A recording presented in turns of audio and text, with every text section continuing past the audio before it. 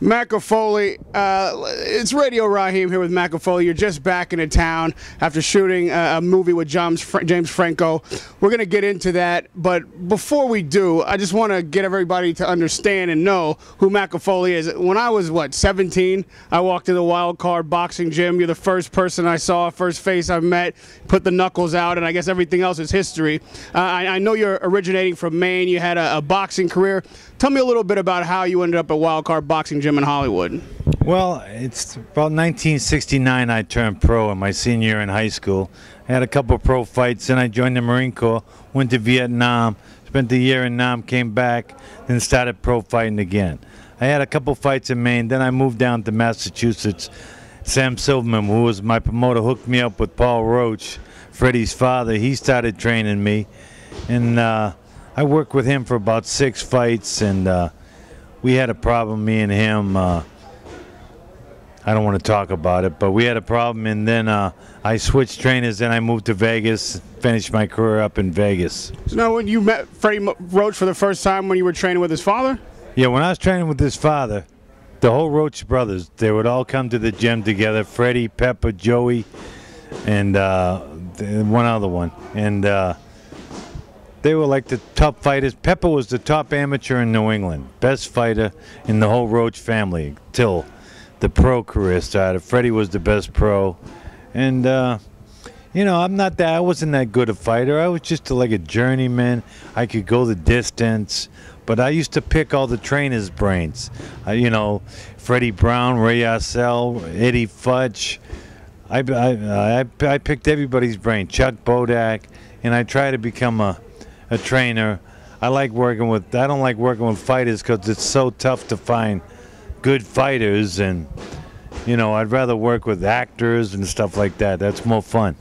So when you ended your boxing career and transitioned into training, how did that happen? What was the first gym you worked at?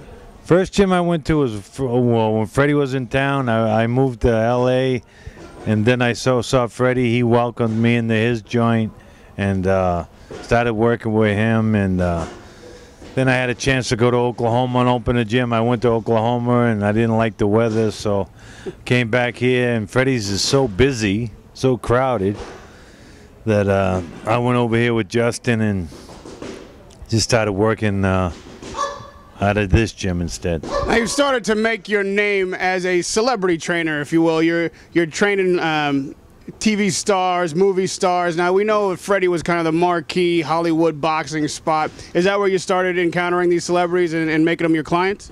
Yeah, I worked with a few. Freddie had me work with Mickey Rourke a couple times because he was busy, and I worked with him a little. Then I started working with James Toney a lot.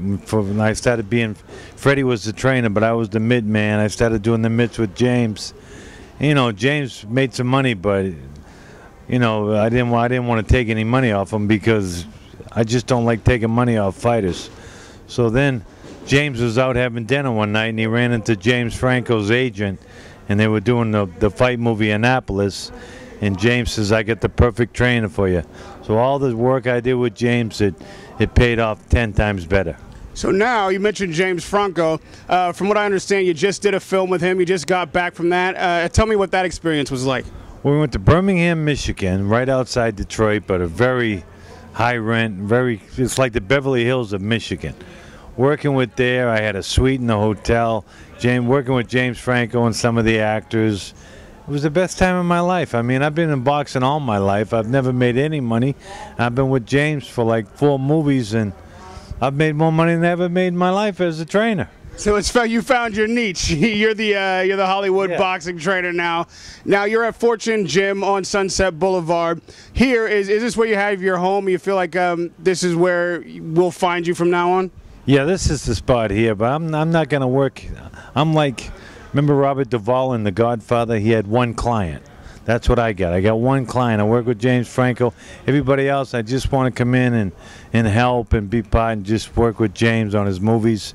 And just help people out. I don't need to get money. I got enough money, so I don't care.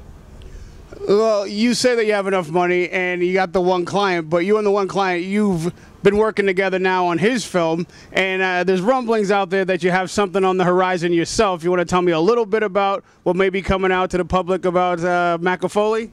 Well, I'd like to, but I'm under contract and I can't. It's a little bit about your life, right? The highs and lows, and maybe. Did you write it? Did you write it with Franco? Well, I've gotten some trouble over the years as a fighter with different situations I was in, mostly coming from gambling, losing money, owing bookmakers and loan sharks, and we kind of put that into the film along with fighting and different stuff like that. It's got a nice little rhythm to it, and I think James, who's a master writer, is going to make a big picture out of it. Now, it's not so much boxing. It's more about a guy just trying to get by. Like if I was to say Macka Foley, the title of my story would be Macka Foley, One Man's Struggle to Take It Easy.